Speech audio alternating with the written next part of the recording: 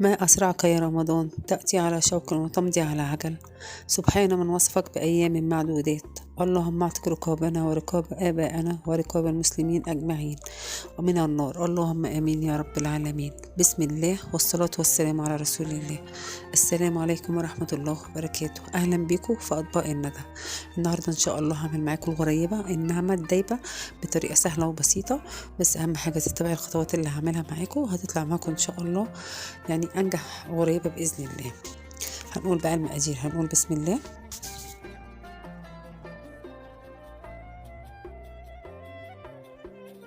عندي هنا كوباية سكر مطحون طبعا وناعم ومنخول، كوبايتين سمنة، 4 كوبايات دقيق.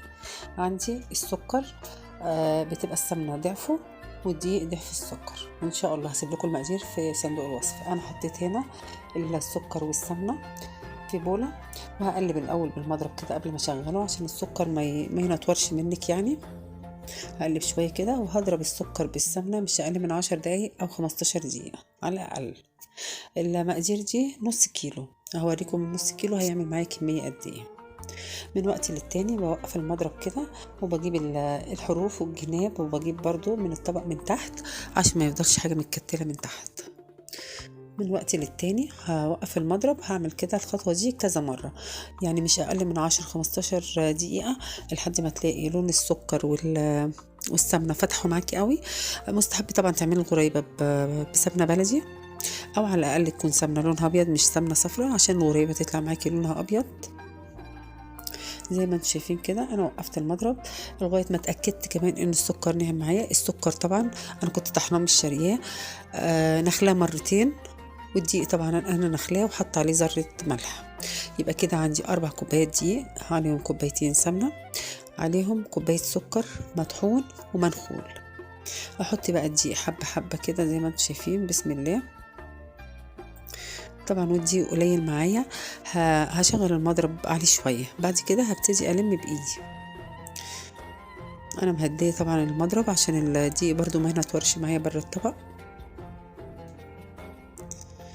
وانزل بالدقيق بقى حبه حبه. ما تنزليش بالدقيق بتاعك كله مره واحده.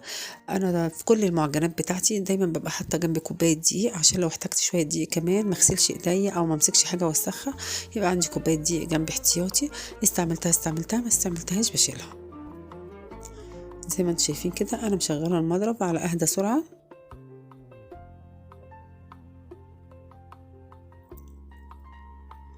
لحد ما الاقي العجينه تبتدي تتقل معايا هشيل بقى المضرب خالص عشان برضو ما يبص مني.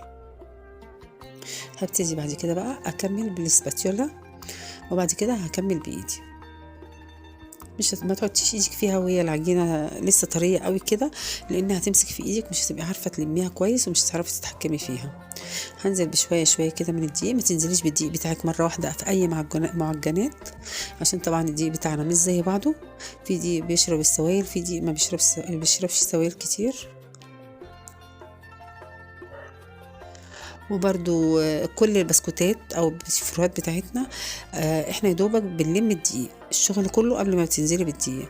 اول ما بتحطي الدقيق خلاص بتبتدي يدوبك عايزه نخلي الدقيق يختفي بس مش اكتر. ما تعجنيش كتير عشان العجينه ما يبقاش ليها عرق فهتضايقك في التشكيل. هبتدي بقى اشيل السباتيولا وهكمل بايديا. الغريبه بنسويها على درجه حراره 170 او 160 كمان، ما تعليش عليها الفرن عشان ما تحمرش. احنا بنبقى عايزين ظهرها من تحت اللون الذهبي الفاتح ومن فوق تفضل لونها ابيض. هلم بايدي كده زي ما انتم شايفين انا كده لميتها ومحتاجتش كوبايه الدقيق فهشيلها. انا حبيت اوريها لكم يعني ان هي زي ما هي. هشيلها بلم زي ما انتم شايفين كده. ما تعجنيش خالص، بعد ما زي ما قلنا بعد ما ننزل بالدقيق مفيش عجن. هاخد بقى حته اعملها بالايديه كده، هتاكد ان هي ما بتشققش. بتشقق يبقى انت كده اديتيها دقيق زياده. يا ريت تنزلي بالدقيق حبه حبه عشان بعد كده ما تحطيش حاجه تبوظي بيها المقادير بتاعتك كلها. انت دلوقتي لو حطيتي الدقيق كله وشققت هتنزلي بسمنه زياده، هتبقى دلعه وهتبقى مش هتبقى مقاديرك مظبوطه معاكي يعني. هجيب بقى لو صينيه الومنيوم هتدهنيها دهنة سمنة بسيطة. لو حاجة زي الصاج بتاعي كده او صواني تيفال او حاجة ما بتدهنيهاش كده. كده الغريبة فيها كمية السمنة كتيرة فمش محتاجة برضو دهن. هبتدي بقى اعملها كده زي ما انتم شايفين. انا بحب الغريبه صغيره، او عموما كل الحاجه بحبها صغيره كده، ان هي تبقى على قد قطمه بدل ما تقطم يعني حد يقطم ويفتفت كده، تبقى على قد مره واحده. يعني هي قد البندقه كده يا دوبك، او اصغر كمان من البندقه اللي بقشرها. وما بحبش برضو ان تعملي بصباعك فيها قوي كده، يا دوبك بصمه بسيطه، مش لازم نحفر جواها يعني بصراحه. هي يا دوبك لمسه بسيطه كده بصباعك. هسيب برضو بينها مسافة، انا مش حاطة اي مواد رفع فيها خالص، بس بسيب بينها مسافة، لان ساعات لو السكر مش ناعم معاكي قوي، او لو نوع الدقيق مش حلو هتفرش منك. فانت برضو بتسيبي في اول صاج، بتسيبي مسافة عشان تشوفيها هتبقى طالعة زي ما هي، ولا هتفرش منك، هي هتكبر حاجة بسيطة ولا هتكبر قوي.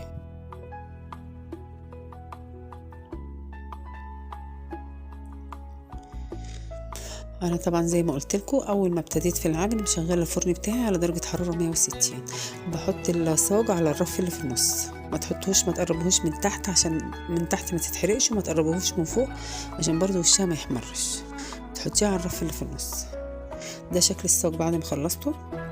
لو عندك بقى سوداني او اي نوع مكسرات، انا كسرت لوزه كده، اللوزه قسمتها على 4 أو 6 كمان، حاجه بسيطه كده. بلاش زبيب عشان الزبيب هيتحرق منك في الفرن. ده شكله بعد ما طلعته من الفرن. ما كبرش تقريبا، هنكبر حاجه بسيطه جدا. النص كيلو عمل معايا ال3 صاجات دول زي ما انتم شايفين، وهعبيهم في علبه معاكم، وهوريكم برضو كميه حلوه مش قليله. يبقى احنا كده عملنا من نص كيلو علبه غريبه محترمه كده وجميله. وهوريكم يعني طلعت ناعمه معايا برضو هي ما شاء الله. الغريبه دي طريقه امي ومقادير امي الله يرحمها، ما بغيرهاش خالص. انا بشوف طرق كتيره قوي للغريبه، بس ما فكرتش عمري ان انا اجرب اي طريقه تانية. الطريقه دي بعملها طول عمري. بسيبها لما تبرد خالص، ما تشيليش اي حاجه من الصاج الا لما تبرد، ان كان كحك، بسكوت، بسيفور، او حتى لو شلتيها عشان تفضي الحاجه وتعملي فيها تاني، يعني بلاش تحطيها في حاجه مقفوله عشان ما تبص منك. انا جبت علبه كده، علبه بلاستيك، وحطيت فيها كيس تلاجة برضو عشان العلبه ما تبقاش كلها سمنه بعد كده.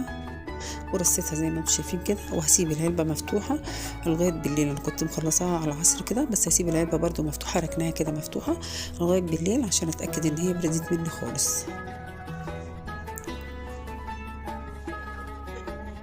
زي ما انتم شايفين حجمها كده صغننه كده. انا بحب الحجم ده بصراحه، يعني اللي هيشوف الفيديوهات بتاعتي بتاعت السنه اللي فاتت واللي قبليها، انا بحبش اكبر الغريبه عن كده.